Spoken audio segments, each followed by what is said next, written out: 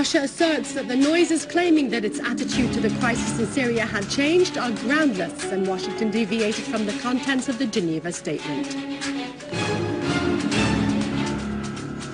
The Syrian Arab army units liquidate considerable numbers of terrorists and their leaders.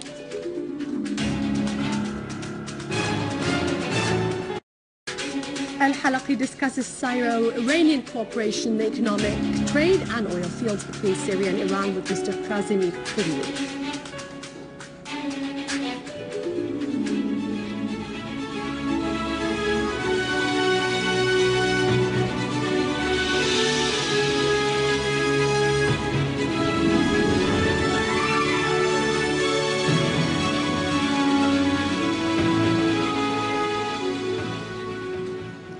Good afternoon, welcome to a news bulletin. I'm Daniel.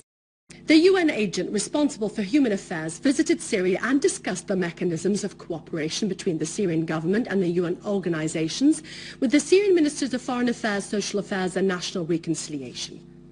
Within the context of Syria's positive cooperation with the international effort to help the Syrian people to overcome the effects of terrorism, Foreign Minister Al-Moallem received Mrs. Valerie Amos, the UN official responsible for humanitarian affairs. The two sides expressed satisfaction with the agreement on the plan of Syrian response in the field of human affairs. Mr. Al-Moallem called upon the UN to cooperate with Syria in reforming and rebuilding the infrastructure damaged by terrorist attacks. He asserted that the sanctions imposed by the US and the EU on the Syrian people are responsible for their suffering. He called for cancelling these unjust sanctions. The Minister of Social Affairs, Jassim Mohammed Zakaria, discussed with Mrs. Amos the mechanisms of cooperation in the area of human affairs and the efforts to bring aid to the harmed population. The Minister of National Reconciliation, Ali Haidar, told Mrs. Amos that Syria decided to bring aid to all Syrians without any exceptions. However, the terrorist groups continued to prevent aid from reaching certain areas. Mrs. Amos expressed high appreciation of the efforts of the Syrian government to facilitate the work of the UN office.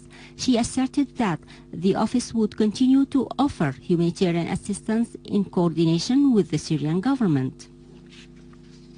The Russian President's special envoy to the Middle East, Deputy Foreign Minister Mikhail Bogdanov, said Washington has deviated from the contents of the Geneva statement and is acting unilaterally, noting that all the fanfare aroused on a change in the Russian stance towards Syria was made up.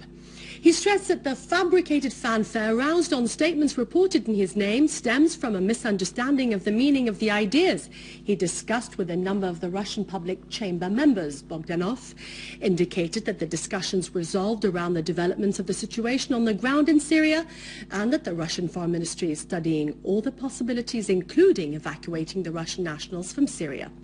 The Russian Deputy Foreign Minister continued as saying that he informed those asking about the situation, and the Syrian opposition says it holds sway over 60% of Syria's land and that the Turks speak about figures too.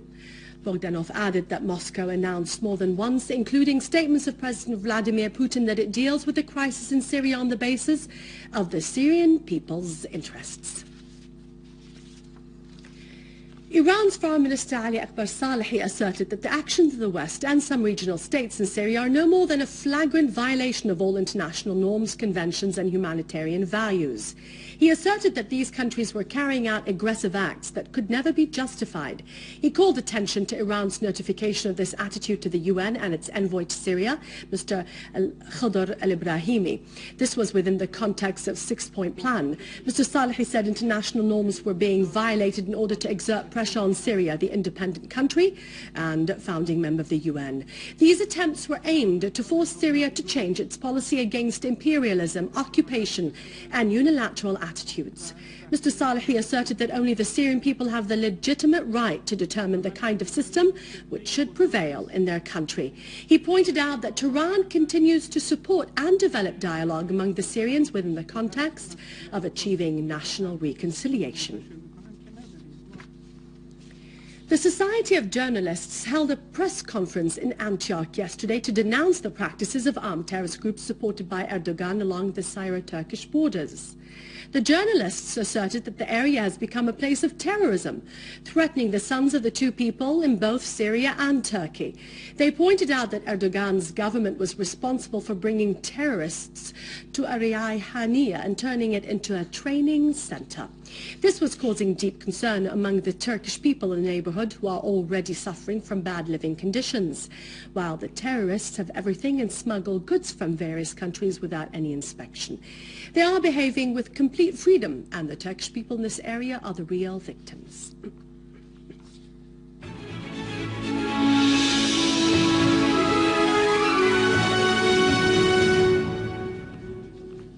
Units of our valiant army confronted yesterday an attack by armed groups that shot gunfire from inside the Lebanese territories into the crossing of Al-Manad al-Dabbusiya and the border checkpoints at the Syrian side in Marbo and Ma'thumma in Tel Kalah, Homsia countryside.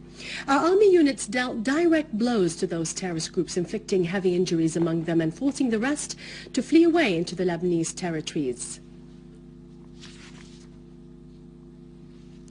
With the cooperation of the residents of Barzi al-Balad area in Damascus, Syrian Arab Army engineering units dismantled a car bomb weighing nearly 1,000 kilograms of highly explosive material. The car was parked in a popular market there. The residents of the neighborhood condemned such criminal acts, pointing out that the aim behind that is to kill a large number of civilians. They affirmed that terrorism would never undermine their steadfastness in the face of the aggression targeting Syria. In Aleppo, Syrian army units killed a number of armed men in Handarat, the highway leading to the central prison of Aleppo. On the main Aleppo-Damascus highway, a Syrian army unit killed an armed man driving a van. The army unit also seized grenades, ammunition, explosive charges, and documents inside the vehicle. Some of the documents were Turkish.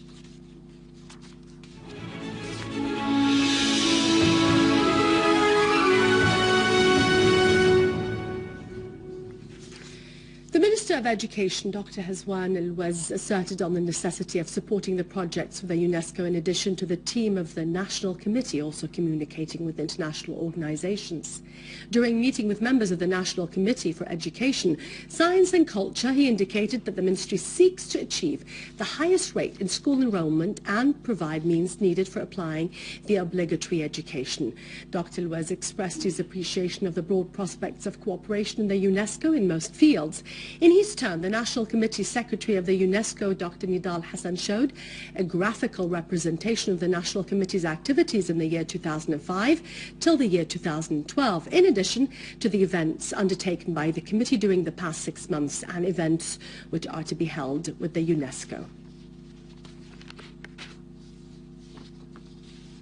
And now it's over to Vani with our economic news. For more information, you can visit our website, www.syriaonline.sy. God bless you. God bless Syria.